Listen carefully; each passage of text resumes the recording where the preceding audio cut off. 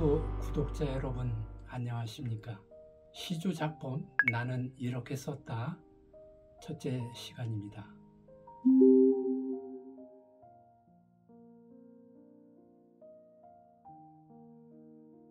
여러분은 시조를 쓸 때 제일 먼저 무엇을 생각합니까?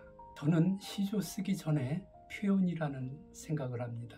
고등학교 2학년 때 제가 소성문연회라는 단체를 만들어서 운영한 적이 있습니다. 그런데 그때 지도 교수님이신 박목월 선생님께서 저희 작품을 보고 표현이 되지 않았다라는 평을 해주셨습니다. 저 나름대로 어느 정도 작품을 잘 썼다고 생각하고 있었는데 표현이 되지 않았다니 이게 무슨 날벼락입니까? 집에 가서 제 작품을 다시 몇 번을 읽어도 표현이 잘 된 것 같은데 표현이 안 됐다니 그날부터 제 가슴에는 어떤 트라우마처럼 표현이라는 말이 붙어 있었습니다. 그날부터 표현을 어떻게 하면 될까라고 지금껏 생각하며 살아가고 있습니다. 표현은 모든 기법을 포함해서 그 안에 쓰여지는 문장에 대한 묘사나 진술, 비유법 등 모든 것이 들어가게 되는데요. 그래서 저는 이 시조를 쓰기 전에 이 문장을 생각합니다. 시조 쓰기는 재현이 아니라 표현이다라는 말입니다. 재현이라는 말 자체는 여러분들도 잘 알다시피 있는 그대로의 모습을 있는 그대로 문장으로 쓰는 것입니다. 당연한 것을 당연하게 써서는 문학이 되지 않는다고 생각합니다. 저는 아마도 그때 재현된 것을 쓰지 않았나 싶습니다.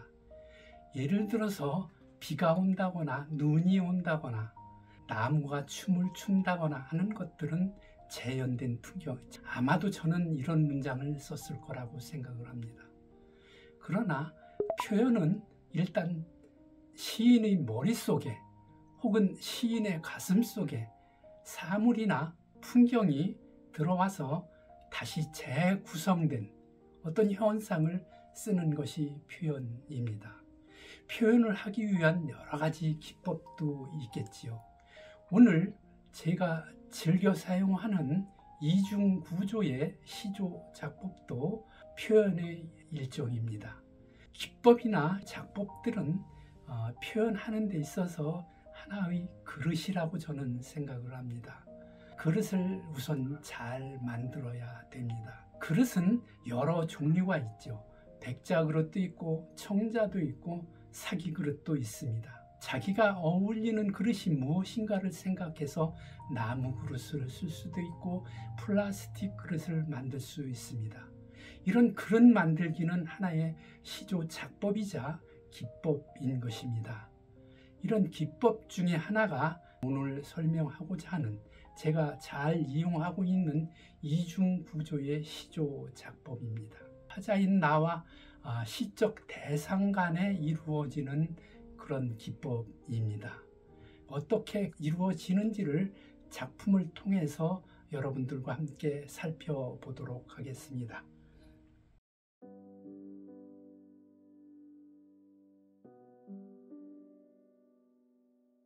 산단풍, 배우식, 바람 불면 한잎의 시, 새 울어도 또 한잎의 시, 내 몸에 푸른 씻고 단풍 드는 늦가을, 허공에 울음 터뜨리며 첫잎 파지 날린다.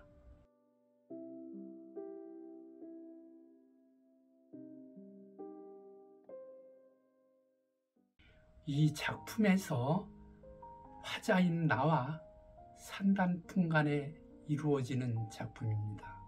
화자인 내가 산단풍이 되어서 산단풍의 행동으로 산단풍의 말을 하고 있는 작품입니다.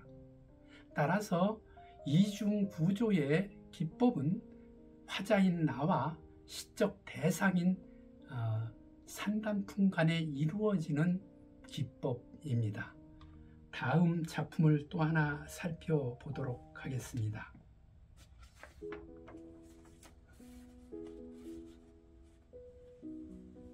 질경이 배우식. 밟히고 밟힐 때마다 온몸에 멍이 든다. 조금만 더 참아야지. 그렇게 참고 견디면 큰 상처도 꽃이 핀다.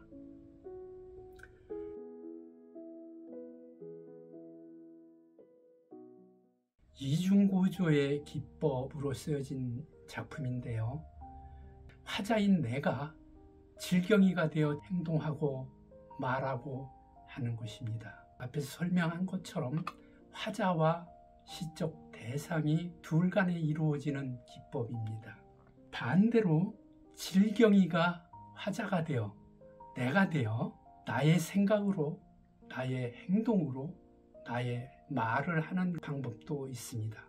그러니까 처음에는 화자가 시적 대상이 되어서 그 생각과 행동으로 말하는 방법이고, 두 번째 방법은 반대의 방법입니다. 시적 대상이 화자가 되어서 화자의 생각으로, 화자의 행동으로, 화자의 말을 하고 있는 방법입니다. 이 두 가지 방법이 있는데 많이 쓰이는 방법은 첫 번째 방법입니다. 두 번째 방법은 그렇게 많이 쓰이지 않습니다.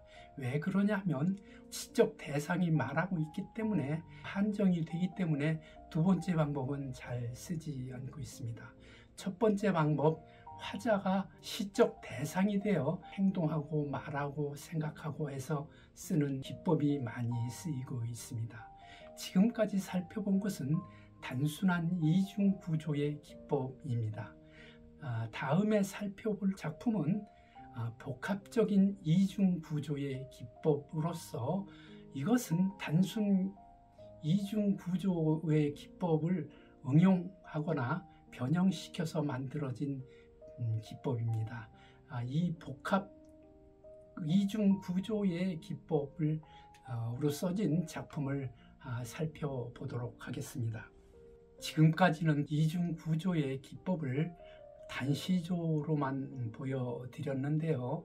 연시조로 쓰기에는 단순한 이중 구조 기법으로는 부족한 것 같아서 복합 이중 구조 기법을 사용했습니다.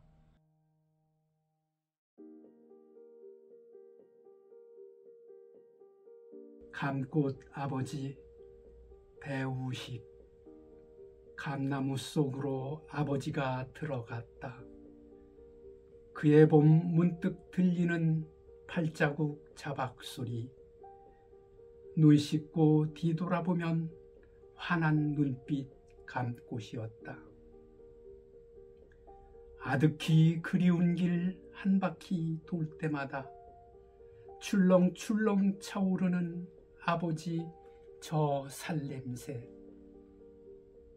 그 바다 오르내리며 만남을 꿈꾸었다. 눈 감아도 눈 속으로 파고드는 울아버지. 감나무 안다는 듯 말랑말랑 붉어지고 나에게 속살을 살짝 드러내 보여주었다. 감나무 문 밖으로 홍시가 걸어 나왔다. 늦가을 간절한 듯 붉게 익은 얼굴. 달려가 바라다 보면 환한 눈빛 아버지였다.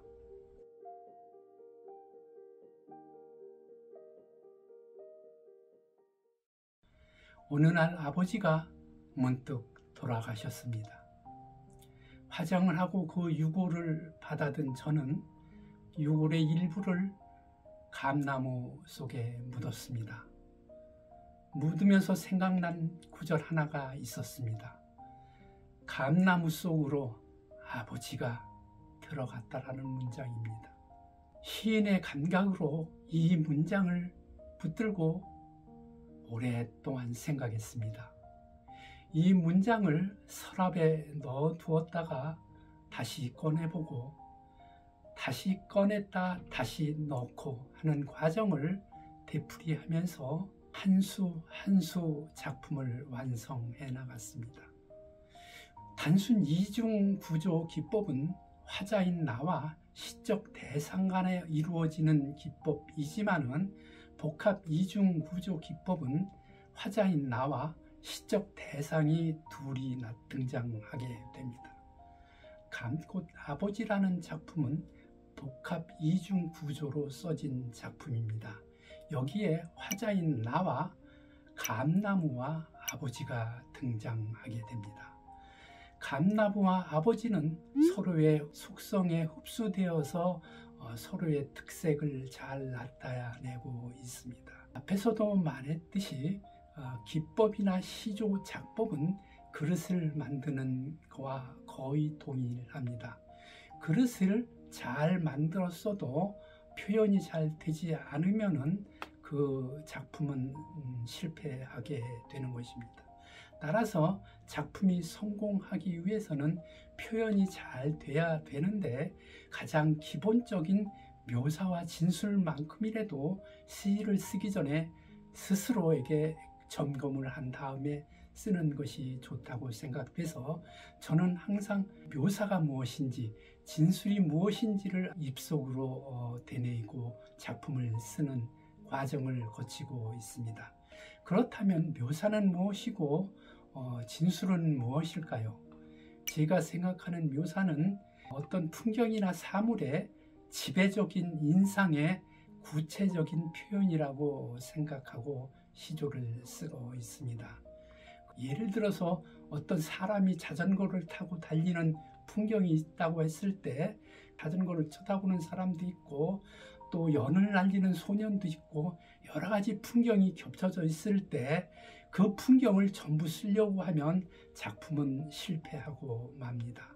그러니까 막연한 것이 아니고 전체를 다 쓰는 것이 아니고 그 중에서 가장 인상적인 풍경 하나를 붙들고 이것에 집중해서 그 구체적인 것을 표현하는 방식입니다. 묘사는 또한 회화적으로 가시화하는 것입니다. 이 말을 다시 풀어서 이야기하면 회화적인 것은 그림이라는 것이죠. 그림 그리듯이 보여주는 것이죠. 가시화하는 것도 우리가 눈으로 볼 수 있게 하는 것, 이것이 가시화죠. 저도 이것에 항상 주의를 하면서 경계를 하면서 하고 있습니다. 그렇다면 진술은 무엇일까요? 쉽게 말해서 우리가 그대로 말하는 것입니다. 그러나 학문적으로 이야기하자면 독백이나 깨달음 등을 가청화하는 것, 이렇게 되는데요. 아까 말한 묘사에서 가시화하는 반대되는 개념으로서 가청화입니다. 말하자면 소리를 내는 것, 소리화하는 것, 이것이 진술의 어떤 정의라고 말할 수 있습니다. 그렇다고 이것만 가지고는 좋은 표현이 될까요? 저는 항상 작품을 써놓고 작품이 제대로 묘사가 잘 됐는지 아니면 설명인지를 항상 체크하곤 합니다. 보통 우리가 시를 써놓고 보면 아니면 시조를 써놓고 보면 설명화되어 있는 것들이 많이 있습니다. 그래서 저 역시도 작품을 쓰다 보면 설명을 하는 경우가 많이 있더라고요. 확실하게 말씀드릴 수 있는 것은 문학에는 설명이 들어가서는 안 된다는 말씀을 드리고요. 저 역시도 저희 작품에 설명이 가능한 한 들어가지 않도록 노력하고 있습니다. 그렇다면 설명과 묘사의 구분법은 어떻게 할까요? 설명은 개괄적인 상황이나 생각을 드러내는 정보, 이것이 설명의 학문적인 개념입니다. 또 하나, 줄거리를 요점 정리하듯 쓰는 것도 설명에 해당됩니다. 묘사는 구체적이고 설명은 개괄적인 것입니다. 그리고 다만 정보를 제공할 뿐입니다. 그러면 예를 들어서 어느 것이 설명인지를 말씀드려 보도록 하겠습니다. 저는 이 두 가지 문장을 가지고 항상 체크를 하는데요. 시조를 쓰기 전에도 쓰고 난 후에도 이 문장 가지고 항상 체크를 하곤 합니다. 첫 번째 문장은 해가 저물고 있다라는 문장입니다. 두 번째는 횡단보도 앞에 한 사람이 서 있다라는 문장입니다. 첫 번째, 해가 저물고 있다라는 문장은 묘사일까요? 개괄적인 정보일 뿐입니다. 따라서 앞에서 설명했듯이 이것은 바로 설명이 되고 마는 것입니다. 두 번째 문장, 횡단보도 앞에 한 사람이 서 있다. 이것도 횡단보도 앞에 한 사람이 서 있는 정보만을 나타낼 뿐이고 정보만을 알려줄 뿐이므로 이 문장 역시 설명인 것입니다. 그렇다면 어떻게 해야 묘사가 될까요? 해가 저물고 있다라는 문장에서는 해가 있는 풍경을 구체적으로 적시를 해야지 묘사가 될 수 있습니다. 그리고 횡단보도 앞에 한 사람이 서 있다라는 문장 역시도 신호등은 빨간 신호등인지 아니면 초록색 신호등으로 들어와 있는지, 그리고 신호등 옆에는 또 어떤 사람들이 같이 서 있는지 아니면 또 어떤 풍경이 있는지를 구체적으로 잡아서 해야지 묘사가 됩니다. 그리고 한 사람이 서 있다라는 자체만 개괄적으로 이렇게 쓰지 말고 한 사람이 서 있는데 그 사람의 옷은 무슨 티셔츠를 입었는지 와이셔츠를 입었는지 모자는 썼는지 아니면 머리가 벗겨졌는지 머리가 긴지 이런 것도 구체적으로 언급을 해야지 좋은 묘사가 되고 좋은 표현이 되는 것입니다. 따라서 그럼에도 불구하고 뒷문장이 묘사 문장이 이루어진다면 뒷받침할 수 있는 문장이 이루어진다면 이 첫 문장, 둘째 문장 이것도 단순히 설명이라고 결론 내리기는 힘듭니다. 따르는 문장이 해가 저물고 있다라는 정황을 잘 뒷받침해주는 묘사가 따른다면 좋은 표현이 될 수 있고 좋은 묘사가 될 수 있습니다. 두 번째 문장 역시 마찬가지입니다. 그래서 저는 시조를 쓸 때마다 때때로 설명의 문장이 들어가기도 하지만 뒷문장을 구체적으로 해서 그것을 뒷받침해 주기도 합니다. 왜 그러냐 하면 설명적인 문장도 아끼고 싶은 문장이 때때로는 있더라고요. 버리기 싫은 문장도 있습니다. 그래서 이 문장을 살리기 위해서는 뒤따르는 문장을 묘사적인 문장으로 뒷받침해서 그 문장이 살아날 수 있도록 하는 방법으로 시조를 쓰곤 합니다.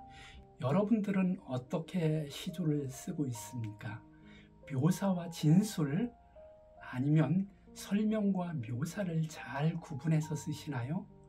저는 항상 이 분야에 대해서도 굉장히 심각하게 생각하고 조심스럽게 생각하면서 항상 이거를 가지고 체크를 하고 수정을 한답니다. 지금껏 제가 이중구조 기법을 사용해서 작품을 많이 쓰고 있었는데 여러분들도 이렇게 쓸 의향이 없으신가요? 이상으로 시조 작법 나는 이렇게 썼다 강의를 여기서 마치도록 하겠습니다. 여러분 고맙습니다. 안녕히 계십시오.